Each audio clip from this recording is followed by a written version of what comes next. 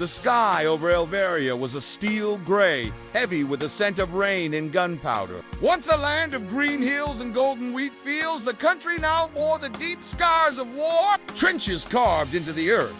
Villages reduced to ashes and families torn apart by the long and bitter conflict with their neighbors, the Republic of... For 5 years, the two nations had fought over a border no wider than a river. A line drawn decades ago with no thought to the people who lived along it. What began as a dispute over water rights had erupted into Foscal War after a patrol vanished near the Elverian town of Rivenbrook. Each side blamed the other. Diplomacy died, and soldiers marched. Among them was Captain Leora Vance, a young commander in the Elverian Defense Forces. She had grown up just a few miles from the border on a farm that now sat in the war zone. Her parents had fled, her brother had joined the resistance, and she had taken up arms.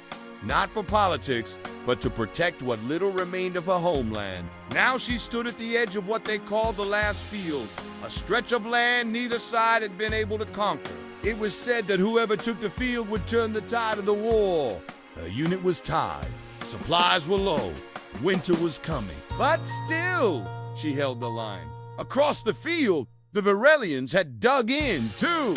Among them was Commander Darosen, a former professor who had once lectured on peace treaties and now barked orders across radios and led raids under moonlight. On the night of the final push, both commanders made a choice not to launch a barrage, but to meet unarmed. Leora crossed the shattered earth, carrying a white cloth tied to her rifle barrel. Daro emerged too, boots sinking into mud, eyes watching every step.